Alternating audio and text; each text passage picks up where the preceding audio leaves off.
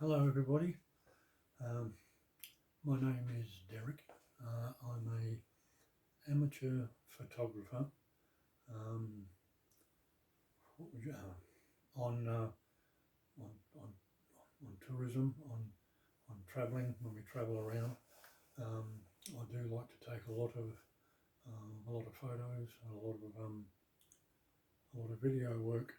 I say amateur because I'm by no means a professional. I've never taken any courses or anything like that. Everything I know I've learnt by myself. So I'm saying that a little bit of history.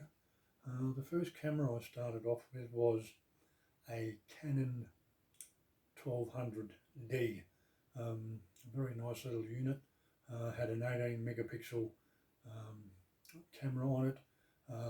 It had quite a few features on it, and it was a very good opening camera um, for me to learn on, and it was worth the while.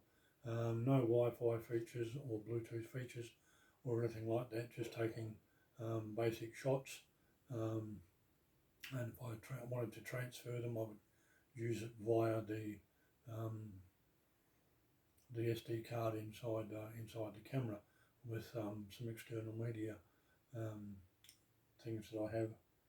So further from that, probably maybe 6 months, 3 to 8 months later, maybe even a year, um, I decided to step up, and I stepped up to the 1500D series again on from Canon. This is not the EOS series; it's just the DSLR series. The difference from, or the upgrade from the 1200 to the 1500 for me was it went to a 24 megapixel camera, had Wi-Fi and Bluetooth features, so I was able to download um, my photos and videos a lot easier through the Canon Connect app, available through the, the App Store, and both of those cameras had interchangeable lens facilities. They both had what's known as an EF mount on the front of the camera, so the lenses I could buy were, well, the lenses I did buy were EF mount. So I'll probably do some reviews and videos of them a bit later on down the track. So for now, this is more just an intro video, and incidentally, all the products and everything that I use and show are all brought by myself and paid for by myself, with um, no disclaimers or anything from the likes, well, from either Canon and KNF Concept and another company called Arsenal. They are some optional, well, not optional. There's some extras that I do have, which I'll go into at a later date. So for now, just as a brief intro, that's sort of what started me off, and I got inspired from when I was going overseas, particularly to Malaysia, Singapore, and a couple of times I went over east to Tasmania and whatnot. So some of the footage and sceneries and everything that I'd seen over there were absolutely stunning. So I decided to start taking some photos and for some memories and whatnot. So that's when I first brought my camera. So after I had the 1500D for quite some time, I was picking up some extra lenses and things down the track, and we ended up going down to one of the camera shops down here in Perth to pick up, I think it might have been a small rig, and we started talking and soon found out that Canon was going to start doing away with their DSLR range. cameras, and whether that's actually fully come about yet, I'm not sure. But we ended up having a good think and a good discussion to the gentleman at the store, and we ended up going mirrorless. So we had a look at a few of the cameras, and we decided to go with the one I have here, which is the Canon EOS R7. It's it's a it's a mirrorless camera. Henceforth, basically the difference between mirrorless and CPR, I think it's called, or CPS, is when you take a photograph and you see the photograph, it's reversed. Mirrorless, you get it and you take it and you see it the way it is. So if you have if you have your best mate on the left-hand side and your girlfriend or something on the right-hand side, you will see the photo that way when you go and view it back. So some of the features on this camera, which were quite good for me. The 1200 and the 1200 did not have a rear screen. The 1500 did. Now the this particular one has the flip out screen. So we'll pop that out and you can have a bit of a look at that. So that's the screen here. It's quite a good size screen, and to do what you want with it, you simply just, whoops, wrong way. You just turn it around that way, slide it back in, and then you can view all your photos, videos, or whatever you're shooting through the back of the camera. Now with the 1500, I had to switch from viewfinder to the back. With this particular model camera, it's censored. So as soon as you put your eye in front of the viewfinder, it cancels out the back and goes straight to that.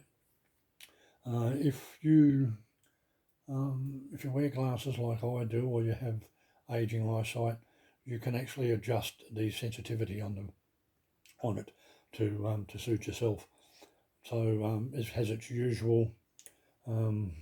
Most of them have all your dials and the thing there, and on the front, some dials across the back. You've got your menu and everything all inside there. Now the bottom is where you put your batteries. They take a slightly different battery to the DSLR size. Coming across to the right hand side here, this particular camera has, we'll get to this in a second, there we go, has dual ports. So you can actually have two, I think you can see it there, two SD cards in there if you wish, especially if you take quite a lot of photos. But mind you, the SD cards can hold, depending on your megapixels that you take, up to 2000 photos. So my go-to lens that I have on at the moment is the Canon 18-400 millimeter lens, and it's got a UV polarization filter on the front, and because the EOS mirrorless series are RF mount, you need to buy an adapter to fit an EF mount to an RF mount camera. Has no effect on the quality of your shooting and the quality of your photos. Just allows you to put an EF mount lens onto a RF mount camera. So I'll slip this off very quickly, and you can we'll have a quick look. Have a quick look at it.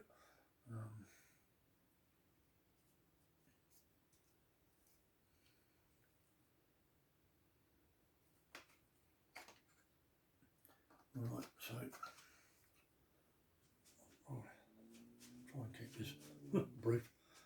that's the back of the lens, and it's slightly bigger. So you come down, and then that's the adapter itself, and it allows you to screw that into there, and then the adapter goes into the camera, which is slightly smaller. I'm probably all over the place with this, but it's my first attempt. So we will pop that back on, and simply put it back on. You just simply line up your markings, and then it can be a bit fiddly in my case because I'm an old fart. So oh, still missed it.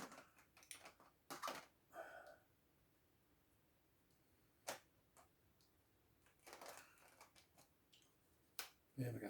Right, we got him back on. So this particular lens is excellent for 18mm, which is sort of standard shooting, or you can zoom up real close to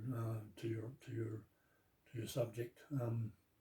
I actually pulled a shot of a sailing ship in Singapore across the other side of an estuary down near Universal Studios, and really pulled it in and picked up some pretty good detail through the photo. So instantly on saying that, the images that you see on my channel will be with the R7, which I will start putting up some as we go on further.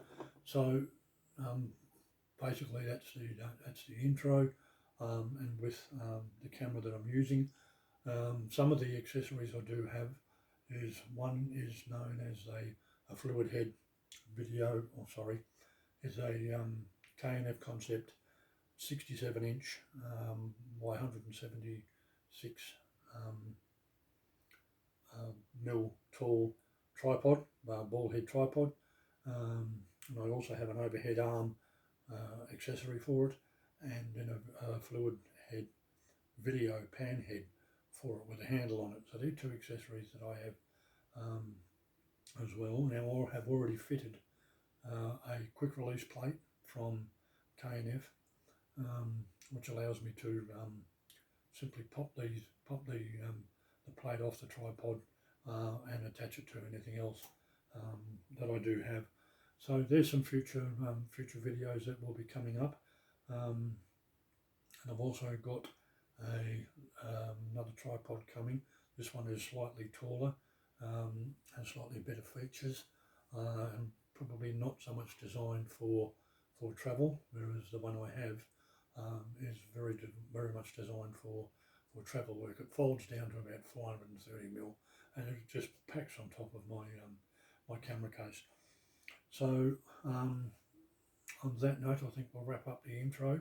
So if you do like, or if you are interested in following me through this little adventure, just hit the like button, and please do subscribe. I do love sharing as much as I can with people that do join, and hopefully it may help some people make some decisions about what they want to do and where they want to go with their photography experience. So from me, Derek, thank you for watching this video, and let's enjoy some more further on down the track. So thank you.